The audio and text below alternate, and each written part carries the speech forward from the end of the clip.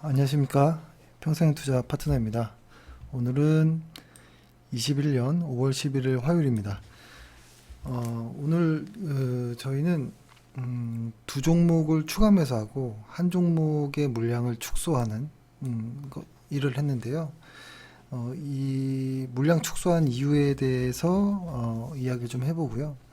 일단 시황을 먼저 좀 보면 사실 뭐 이게 뭐 시황이란 게 알기 어렵잖아요. 그냥 뭐 전날에 뉴스가 어땠고 뭐 사실 뉴스가 왔다 갔다 하니까요. 그래서 근데 다만 오늘 외인들의 매도 물량은 상당히 좀 강했다라고 좀 보여지고요. 한 2조 정도가 매도가 나왔고 거래소 프로그램 비차익도 1조 정도 매도가 나왔거든요. 이 부분은 조금 꺼림직한 부분이 좀 있습니다. 그리고 이걸 지금 코덱스 200을 보고 있지만 사실 코스피 쪽을 이렇게 해놓고 보면 최근 요 구간에서 분산이 한 5회 정도 나왔습니다. 근데 이제 길게 보면 아직 상승 추세가 끝났다 이렇게 말하기는 어렵지만 단기적으로는 매도세들이 좀 강해지고 있으니까 좀 조심할 필요는 있는 것 같아요. 그러니까 예를 들어서 뭐 신용이라든지 항상 말씀드리는 거 있잖아요. 신용이라든지 이런 것들은 조금 줄여야 되는 것이 좋다라고 보고요. 그러니까 신용을 계속 쓰는 것은 아니죠. 신용 쓰는 것들은 그러니까 신용을 쓸 때가 있고 안 쓸 때가 있는데 지금 같은 경우에는 신용을 좀 줄이거나 다시 자기신의 어떤 포트폴리오를 좀 이렇게 돌아보는 이런 것으로 생각해야 될 것 같고 그리고 이제 월간 차트로 봐도 코스피가 지금 과열권, 그러니까 뭐 거품은 모르겠지만 과열권은 확실한 과열권이라고 보여지거든요. 그렇기 때문에 언제나 시장이 고점일 수도 있겠다라는 생각으로 항상 좀 대비는 해야 된다라고 봅니다. 근데 그것이 아직 이루어지진 않았기 때문에 뭐 예측할 영역은 아니고 그러니까 대비하는 영역이니까 지금처럼 그런 어떠한 징후들이 오기 전까지는 비싼 것은 팔고 싼 거는 추가 매수하는 좋은 회사일 경우에 그것은 뭐 계속 해야 된다 이렇게 보여지고요. 일단 오늘 저희가 신규 매수한 두 종목은 좀 있고 그다음에 물량을 축소했던 경동나비엔에 대해서 좀 이야기를 해보면 이거를 다 팔려고 이렇게 뭐 매도했다 이런 것은 아니고요. 사실 매수의 이유가 있을 거잖아요. 경동나비엔 매수의 이유와 반대일 때 매도하는 경우가 가장 좋은 경우이겠죠. 그렇죠? 그러니까 첫 번째로는 이 회사가 좋은 회사고 스토리도 좋고 실적도 나오는 그런 회사라면 매수했겠고 반대로 매도는 스토리도 깨지고 돈도 못 번다. 이러면 뭐 매도하는 것이겠죠. 근데 두 번째는 또 어떤 이유도 있을 수 있냐면 매도의 이유 중에 그런 좋은 회사라고 해서 매수했는데 내가 원하는 어떤 기대 수익이 나왔을 때 물량을 줄이고 그 물량으로 다른 종목을 아직 못 오른 종목을 매수할 수도 있는 거잖아요. 오늘은 그런 관점인 것 같아요. 이 회사의 매수 이유가 변한 건 없거든요. 근데 다만 저희의 어떤 기대 수익이 조금 올라오고 있어서 물량을 줄였다 이렇게 보여지고요. 저희는 이 종목을 여기서 1차, 2차, 3차 이렇게 매수를 했고 절반 매도하고 또 절반 매도하고 나머지 한 25% 정도는 좀 장기적으로 좀 가려고 합니다. 일단 이 회사의 매수 이유와 매도 이유, 그러니까 매수 이유를 설명하기 이전에 이런 것들이 있는 것 같아요. 예를 들어서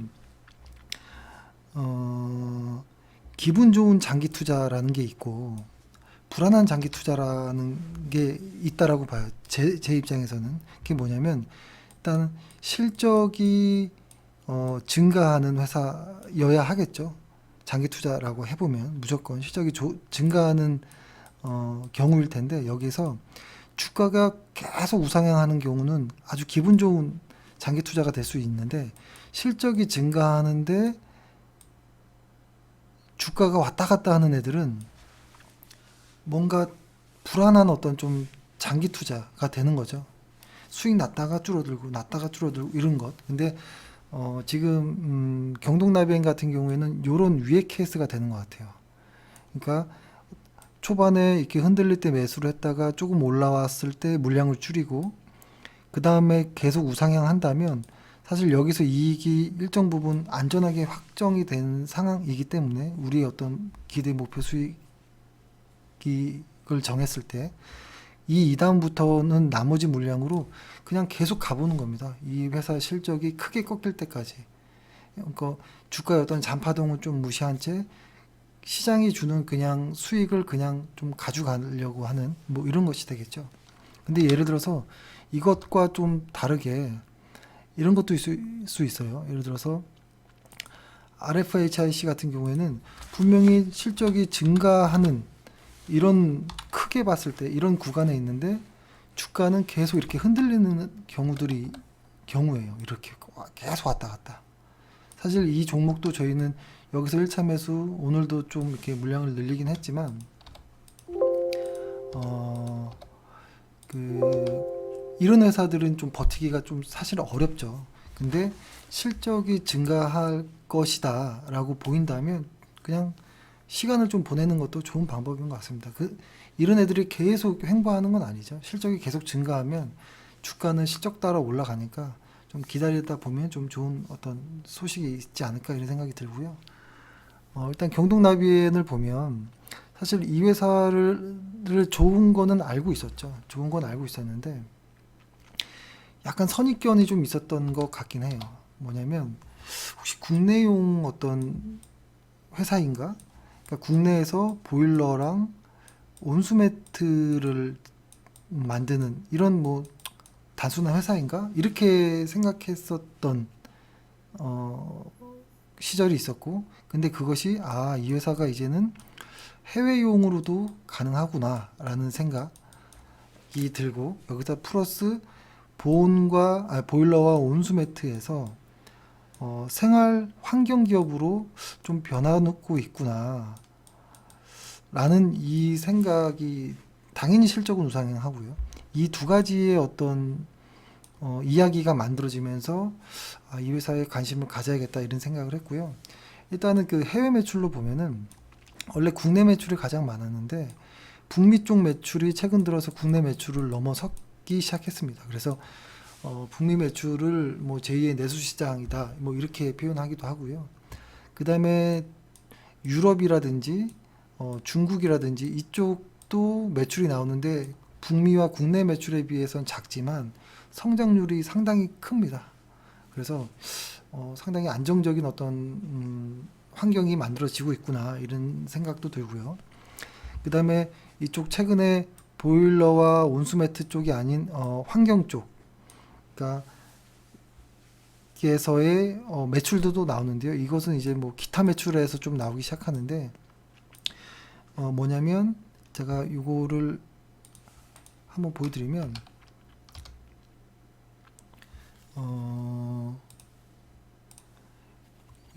여기 경동나비엔의 홈페이지인데요. 여기서 이렇게 쭉 보면은 지금 보여드리는 게 이런 겁니다. 요런 것이죠. 그러니까 이렇게 보면 좋을 것 같아요. 그러니까 집안의 공기를 정화해주는 뭐 이런 거잖아요. 이거 아마 다들 아실 겁니다. 웬만한 아파트에도 좀 있고 한데 저희도 사실 이쪽 경동나비행 쪽으로 바꿀까라고 저도 개인적으로 생각하면서 찾고 하면서 좀 더 잘 알게 된 거이기도 한데 이거 교체할 때 한 300 정도가 들거든요. 그러니까 주방이든 침실이든 복도등 뭐 이런 쪽에 모두 다 해가지고 환기와 급기 모드로 이렇게 나눠지는데 외부 공기가 들어오는 게만도 할 수 있고 혹은 안의 공기를 나가게도 할 수 있는, 그러니까 일반 공기청정기랑은 좀 다르죠. 느낌이 좀 다르죠. 확실히 좀. 그래서 저는 요거가 상당히 괜찮아 보이더라고요. 이쪽이. 그리고 실제로 이쪽에 스토리가 나온다면 실제로 숫자도 나와야 되잖아요. 그래서 이쪽에 숫자를 보니까 20년까지의 숫자를 보니까 매출의 한 8% 정도, 한 700억 정도가 기타 매출, 그러니까 이쪽 이쪽에서 나오고 있고요. 그 다음에 이것이 앞으로 계속 한 25년 정도까지로 봤을 때 매출의 한 15% 정도, 한 2,500억 정도 이상 이렇게 매출이 나올 것으로 이렇게 보이거든요. 그래서 지금까지 가지고 있던 어떤 국내용이 아닌 해외, 그리고 보일러와 온수매트가 아닌 어떤 환경이라는 생활가전 쪽으로 이게 커지고 있는 이런 모습이 좀 괜찮아 보였습니다. 그리고 최근 국내에서는 MS가 계속 높아지고 있습니다. 보니까 이게 지금 그거잖아요. 지금 교체해야 되는, 그러니까 콘덴싱 의무화 때문에 MS가 계속 확대되고 있거든요. 그리고 4분기 매출을 봤을 때 보면, 그러니까 1분기도 괜찮고, 일단 실적으로 보면은 1분기에 지금 나온 실적은 아까 그 카페에다 올려드렸던 것처럼 상당히 세게 나왔습니다. 예상 시장 컨센서스보다 상당히 높게 나왔고, 2분기는 매출은 1분기보다 좀 줄겠지만 연간으로는 느는 실적인데, 다만 영업이익은 좀 늘 것 같아요. 왜냐면 부동산에서 평가 차익이 좀 있을 것 같고요. 그렇게 해서 2분기가 조금 약할 것 같지만 2분기도 좀 넘어갈 것 같고, 3분기, 4분기까지도 실적이 계속 좀 연 단위로 또 2분기, 3분기, 4분기는 분기까지도 실적이 강할 것 같아서 일단은 이 회사를 매수했던 이유에는 변화는 없다라는 것이죠. 좋은 회사가 실적이 증가하고 있었고, 근데 다만 주가가 하락할 때 매수를 했는데 최근에 주가가 좀 올라오기 시작했다.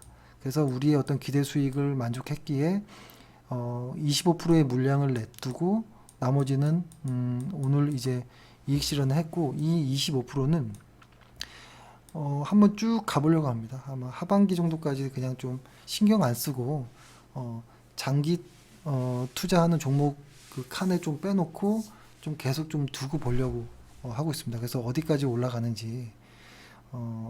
근데 실적이 만약에 꺾일 것 같으면 이 25%도 매도하고 다른 쪽으로 좋은 종목을 매수하는 게 낫겠죠. 근데 아직까지 매수의 이유가 달라진 건 없기 때문에 기분 좋게 좀 갈 수 있지 않을까 이런 생각을 좀 합니다. 그리고 이 회사를 매수할 때 왜 이렇게 저평가지 이런 생각은 계속 했던 것 같아요. 요거 표를 한번 보면 이 표를 한번 보면 여기 있네요. 이게 이제 글로벌 피어 그룹인데요. 업체들인데 AO랑 린나이가 있는데 보면은 그 AO 같은 경우에는 그냥 500이라고 읽을게요. 영업이익 500에 인데 한 20배 정도 되는 시가총액을 가지고 있고요. 20배 정도. 그리고 린나이 같은 경우는 345인데 시가총액이 한 18배 정도 뭐 요 정도 되는 정도이거든요. 근데 경동나비에는 영업이익 78인데 시가총액이 622예요. 그러니까 10배가 안 되는 거죠. 그렇죠? 그러니까 이쪽 글로벌 피어 종목들과 좀 비교해 봤을 때도 상당히 저평가이고, 회사 자체의 가치 평가를 했을 때도 생각보다 너무 저평가이네 라는 이런 좀 생각이 좀 들었고요. 사실 이 회사를 보면 저희의 목표는 한 8만 원 정도까지도 사실 생각은 했었거든요. 8만 원 정도까지도 충분히 갈 수 있겠다라는 생각은 했었는데, 일단 중요한 관문은 이 6만 원의 고점을 돌파하는 것이었는데 오늘 돌파를 했고, 그 다음에 더 중요한 거는 이제 7만 원대의 오래된 요 고점을 넘어가면 이제 8만 원 이렇게 올라가는 것이겠죠. 사실 여기까지는 이렇게 생각은 안 하더라도 이 전고점까지는 한번 좀 어떻게 되는지 좀 주시하는 게 어떨까라는 생각이 들고, 저희가 보는 이 초록색 수급 차트를 보면 수급도 상당히 가파르게 오르고 있다 라는 모습이 좀 눈에 띄입니다.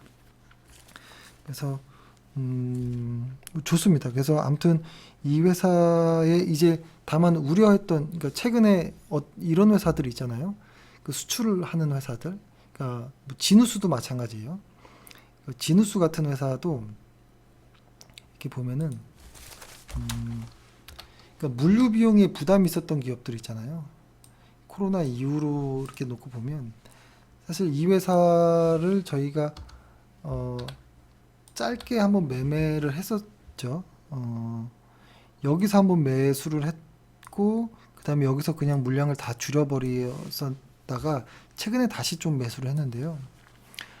상당히 좀 약하긴 합니다. 왜냐하면 물류 비용이 많이 나왔던 것에 대한 이런 부분들에 좀 우려가 있었거든요. 그래서 진우스는 그런 것과 환율 이런 것들로 인해서 좀 약했던, 근데 실적이 좋아지기 때문에 지금 자리 정도라면 뭐 괜찮다라고 해서 다시 또 신규 매수를 또 했던 건데, 이건 좀 기다리고 있는 것이고요. 아니면 조금 더 빠지면 한 번 더 매수해야겠다 이런 생각을 하고 있고, 경동나비엔도 비슷한 좀 느낌이 있긴 있었습니다.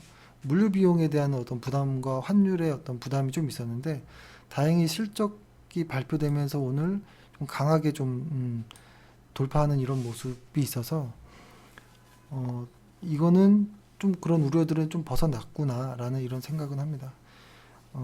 일단은 매수 이유가 변하진 않았지만 수익이 어느 정도 확정이 되어서 좀 안전하게 지키는 것을 선택했고, 왜냐하면 시장이 좀 과하다 보니까 좀 저 역시도 좀 이렇게 겁이 좀 나는 부분도 있었고요. 뭐 이런 부분이 있습니다. 그래서 그렇게 했고, 나머지는 좀 장기로 좀 가보겠다 라는 생각을 하고요. 설령 이렇게 매수한 단가들이 있을 거잖아요. 여기서 매수했고 주가가 이만큼 올라와서 물량을 많이 줄이고 쭉 이제 가보자 이렇게 했을 때, 이 매수 단가까지 이 매수 단가를 깨지만 않는다면 사실 여기서 꽤 많은 물량 이익 실현했기 때문에 그렇게 부담은 없습니다. 그래서 지금부터는 잔파동을 잇고 그냥 어떻게 가든지 한번 실적을 따라 한번 좀 홀딩 해보자, 뭐 이런 생각으로 이렇게 좀 대응을 좀 했습니다. 좀 정신 없을 것 같은데요. 최근에 제가 좀 정신 없었거든요. 그 실적들이 너무 많이 나오고 볼 회사들이 많아서 좀 정신 없었는데, 이제 실적 시즌도 이제 거의 다 끝났으니까 좋은 회사들을 좀 추려서 카페에 좀 올려보도록 하겠고, 아무튼 경동나비엔을 지금 추격 매수하는 건 좀 부담입니다. 어떤 회원분이 물어보셨는데 저희가 매수할 때 같이 매수 안 했다가 갑자기 오르니까 이제 좀 추격 매수 해야 되나, 전고 좀 돌파했으니까 뭐 이렇게 말씀하시는데 조금 부담되는 느낌이 있어서, 뭐 좋은 회사들 많으니까 좀 쌀 때 사거나 조정을 많이 받으면 사거나 하는 것이 어떨까라는 말씀을 드렸고요. 예, 그렇습니다. 그리고 이 회사의 뭐 아마 이게 회사 내용 구조가 쉬워서 아마 뭐 다들 아실 거라고 생각이 들어서 이 정도로 설명드리고, 그렇습니다. 아무튼 고생 많으셨고요. 예, 또 내일은 이제 좋은 회사들을 카페에다 조금씩 올려보도록 하겠습니다. 예, 감사합니다.